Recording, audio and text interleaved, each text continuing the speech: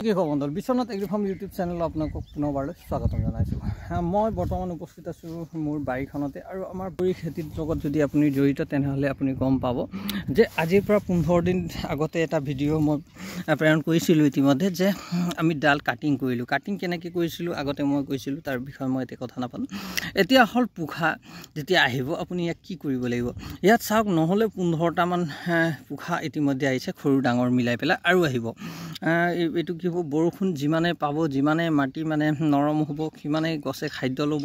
খাদ্য লোৱাৰ পিছত সেই খাদ্যটো ওপৰলৈ ঠেলিব যেতিয়া নতুন নতুন পোখা আহে। এই চাওক গোবৰ আমি যোৱা বছৰ দিয়া গোবৰ এতিয়ালৈকে খোৱাই নাই মাটিয়ে। কিহৰ কাৰণে জানেনে? এইটো আমি লাষ্টৰ অন্তিম পৰ্যায়ত দিছিলোঁ। ইয়াত চাওক গোবৰৰ লগত ফুট চাই আছিলে বগা বগা। সেইটো আমি কি কৰিম এতিয়া, গুৰি আকৌ চাফা কৰি পেলাই যেতিয়া মাটিৰ তলত গুচি যাব গোবৰটো, তেতিয়া এইটো গছটোৱে খাবলৈ পাব। এতিয়ালৈকে কিন্তু খোৱা নাই। গছে কেনেদৰে খায় মানে প্ৰথমতে মাটিয়ে খাব লাগিব, মাটিয়ে খোৱাৰ পিছতেহে গছে ল'ব পাৰিব। গছৰ শিপাই তেতিয়ালৈকে নাপায় যেতিয়ালৈকে মাটিয়ে নলয়, মাটিৰ পৰাহে গছে লয়। ডাইৰেক্ট আপুনি গোবৰ ওপৰত ছটিয়াই দিলে নহ'ব, আপুনি মাটিৰ তলত যাব লাগিব, তেতিয়াহে শিপাই পাব। এতিয়া কি হৈছে কথাটো, ইয়াত পাতবিলাক চাওক ফুটা ফুটা কৰি দিছে। এইটো কৰিছে পোকে। আপোনাৰ বিভিন্ন ধৰণৰ ইয়াত পোক লাগে। তাৰে ভিতৰত এটা হ'ল এইটো পাত খোৱা পোক, যিটো বিভিন্ন গছত দেখা যায়। বিশেষকৈ বগৰী গছত কিন্তু এইটো বেছিকৈ দেখা যায় এইটো ছিজনত, কিয়নো এতিয়া ঠাণ্ডাৰ পৰা যেতিয়া গৰম উঠে তেতিয়া বিভিন্ন ধৰণৰ পোক পতংগৰ সংক্ৰমণ হোৱা দেখা যায়। এতিয়া গৰম অলপ বাঢ়িছে, যিমানে গৰম বাঢ়িব সিমানে পোকবিলাক বাঢ়ি আহিব। চাওক এই পাতবিলাক আপুনি যদি সুস্থ সবল কৰি ৰাখিব বিচাৰে তেনেহ'লে আপুনি ইয়াক কিবা এটা কেমিকেল প্ৰয়োগ কৰিব লাগিব, যেনে ৰগৰ, যিটো ডাইমেথিঅ 30% নামেৰে আহে, টাফগড়, তেনেধৰণে ৰগো বিভিন্ন নামেৰে আহে। নহ'লে আপোনাৰ চাইফাৰমেথিন 10%, যিটো উস্তাদ নামেৰে আহে, বা আপোনালোকে বিভিন্ন ধৰণৰ কেনন আছে, বহু কেমিকেল আছে। তাৰে ভিতৰত মই 2-3টাৰ নাম কৈ দিছোঁ। আপুনি কেননো দিব পাৰে, চাফো দিব পাৰে, আৰু চাইফাৰমেথিনো দিব পাৰে, আৰু আপোনালোকে ৰগত যিটো ডাইমেথিঅ এইটো দিব পাৰে। এই 3টাৰ ভিতৰত আপোনালোকে এটা স্প্ৰে কৰি দিয়ক খুব ধুনীয়াকৈ। আৰু ইয়াত এতিয়া প্ৰব্লেম এটা আহিব, এই যিটো আগটো আছে আগটো ৰঙা পৰি মৰহি যাব আৰু ডালটো ক্ৰমান্বয়ে শুকাই আহিব। তাৰ কাৰণে আপোনালোকে চাফ দি দিব পাৰে, মানে ৰগৰৰ লগত যদি চাফ মিক্স কৰি আপোনালোকে দি দিয়ে, দুটাই কাম কৰিব একেলগে।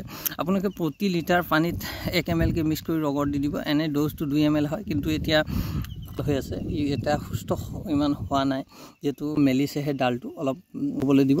তাৰপিছত আপুনি 2 ml মাৰিব। সদ্যহতে আপোনালোকে 1 ml মাৰি দিয়ক। ৰগৰ 1 ml মাৰি দিয়ক। চাফ আপুনি 1 টেংকিৰ কাৰণে এটা যিটো পেকেট 30 টকামান ল'ব।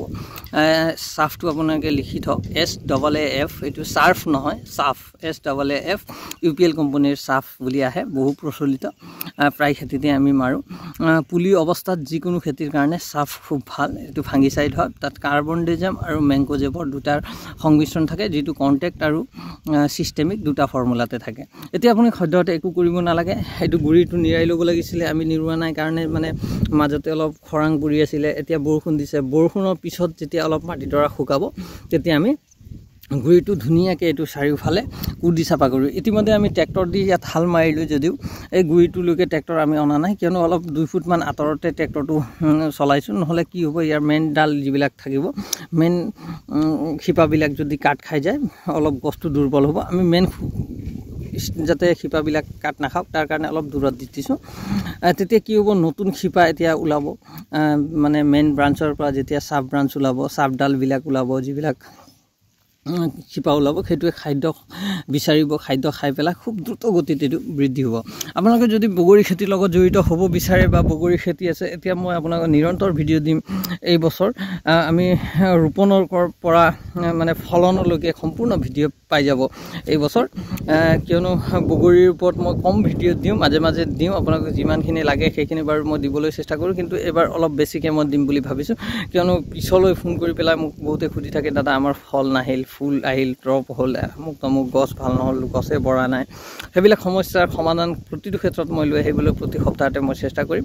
আমি তাত নতুনকৈ পুলি ল'বৰ কাৰণে ইতিমধ্যে ডব বনাই থৈছোঁ। ডবটো 1.5 ফুট পাই 1.5 ফুট খাল খান্দি তাত গোবৰ চোবৰ দি থৈছোঁ। এতিয়া আমি কালি পৰহিলৈ ৰোপণ কৰিম, যিহেতু বৰষুণ দিছে। বৰষুণ দিয়াৰ পিছত মাটিটো অলপ শুকাই ল'লে তাৰপিছত ৰোপণ কৰিব লাগে। যিকোনো বস্তু জেকনিত আপুনি জেকা যেতিয়া হৈ থাকে পানী হৈ থাকে তেতিয়া আপুনি লগাব নালাগে আপুনি 2-4 দিনৰ পিছত আৰু এটা ভিডিঅ' পাব যিটো ৰোপণৰ ওপৰত হ'ব সবিশেষ আজিৰ ভিডিঅ'টো আছিলে আপোনাৰ পাত খোৱা পোকৰ কাৰণে নিয়ন্ত্ৰণ আপোনালোকে কেনেকৈ কৰিব লাগে বাকীখিনি চাওক খুব ধুনীয়া হৈছে চাহ কৰা ইতিমধ্যে হৈ গ'ল এইটো আছিলে আজিৰ সৰু এটা ভিডিঅ' ইয়াকে দেখুৱাই আজি মোৰ ভিডিঅ'টো সমাপ্ত কৰিলোঁ ভিডিঅ'টো কেনে পালে নিশ্চয় জনাব আৰু শ্বেয়াৰ কৰিব নাপাহৰিব ধন্যবাদ জয় আই অসম